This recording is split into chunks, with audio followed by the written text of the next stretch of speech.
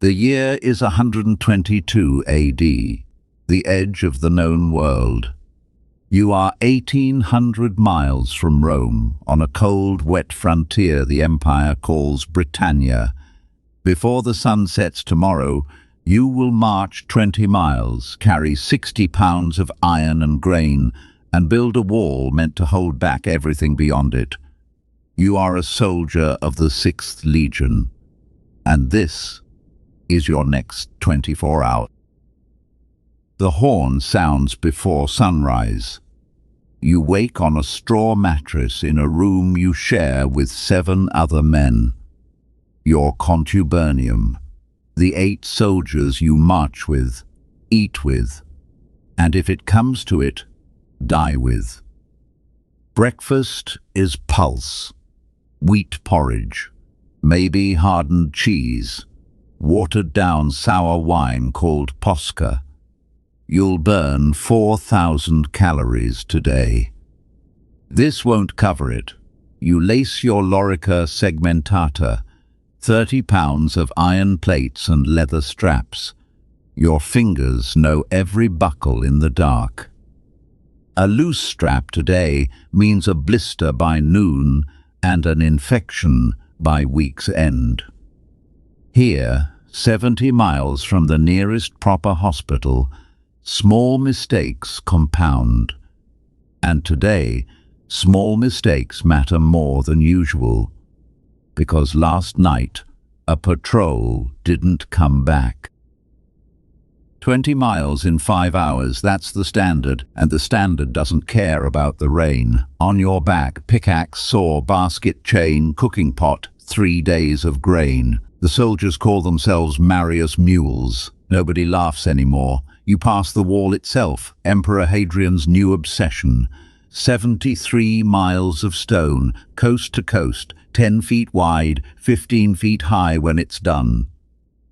You are not building it because the barbarians are strong. You are building it because Rome has decided, for the first time in its history, to stop expanding. The wall isn't a shield, it's a statement. This far and no farther. The road beneath your boots is older than the wall itself, the Stanigate, cut by men who marched here 40 years before you. Every Roman mile, a marker stone with an emperor's name on it. And every mile of the new wall gets its own small fort, a mile castle, with a gate facing north. Think about that. 73 miles of wall, and a door in it every single mile. Rome isn't just keeping the barbarians out. Rome is deciding who gets in, and charging them for the privilege. At mile 12, the column halts. Ahead, on the track, a riderless horse. The missing patrol is found. Lost in fog, embarrassed, alive, frontier life, hours of dread, resolved by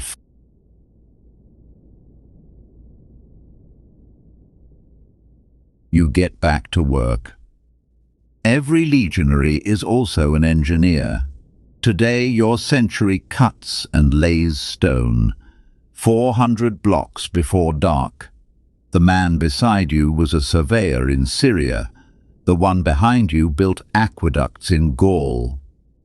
The Roman army is the largest construction company on earth that occasionally fights. The core of the wall is rubble and lime mortar. The lime burns in kilns day and night. One reason the hills around every fort are already bald of trees. At this pace, the wall will take 6 years. Some of the men laying stones today will retire before it's finished. Their names are already on it. Each century carves a stone marking the section it built.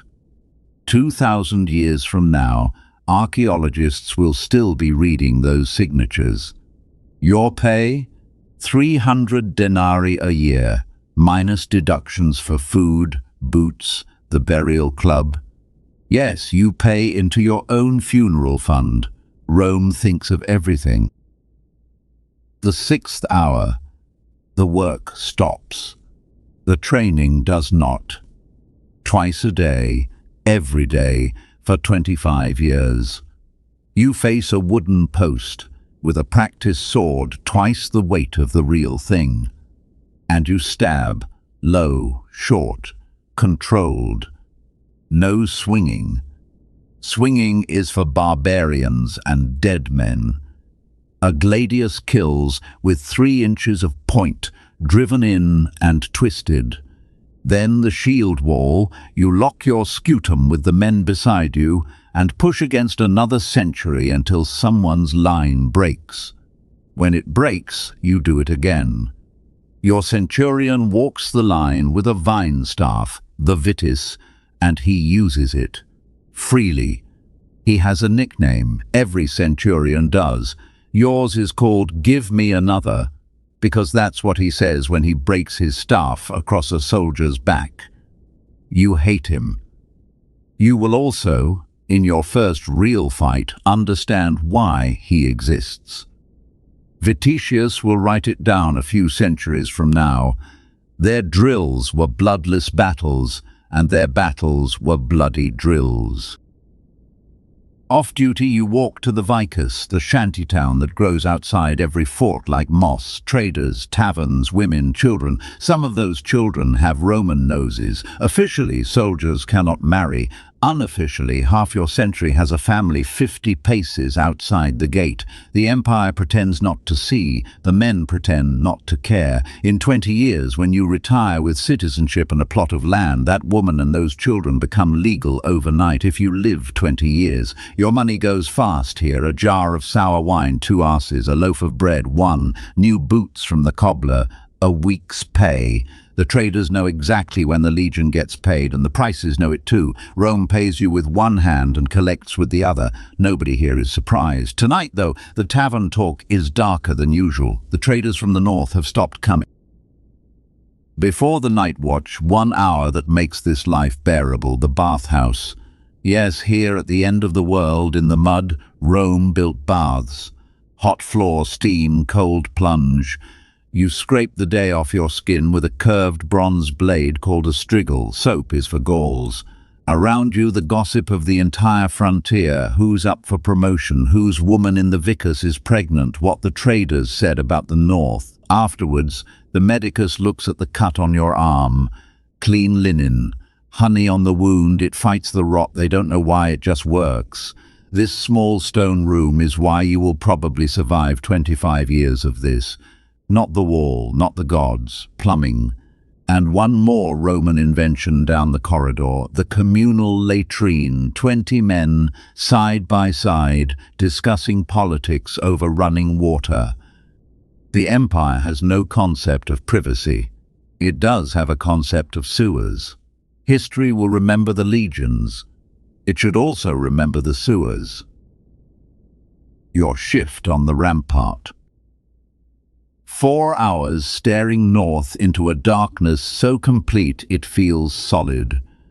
Somewhere out there are the peoples Rome calls Britunculi, wretched little Britons. The men who wrote that word live in warm rooms in the south. You're the one standing on the wall. Every night has a password. It travels the wall on a small wax tablet. The tessera, passed from post to post, memorized, then scraped away. Forget it, and the man who challenges you in the dark must treat you as an enemy. Fall asleep on watch, and the punishment is fustuarium. Your own friends, the men you ate with this morning, beat you to death with clubs. Nobody sleeps on the wall. Not because of what's out there, because of what's beside you. Here is what the tablets found at Vindolanda tell us soldiers actually wrote home about. Socks, beer, underwear. A birthday party invitation from one officer's wife to another.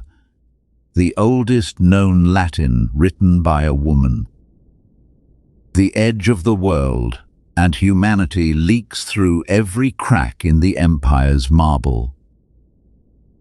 Then, at the third hour of your watch, a light.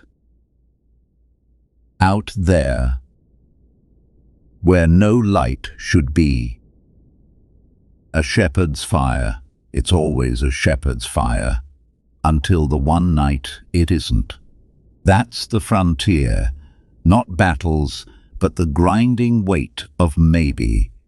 The horn sounds. Your 24 hours are done, the next begin. You will do this for 25 years, and here's the strangest part. You'll likely survive. Disease, not swords, is the frontier's real killer, and your fort has better sanitation than most European cities will have for the next 17 centuries. The wall you built still stands. People walk along it every day, between the same hills, in the same rain. The empire fell. The statement remained. But 800 miles south, in a city of 1 million people, another Roman is waking up. A gladiator, in a cell beneath the arena, 3 hours before his first fight. His 24 hours are next. Subscribe, you were there.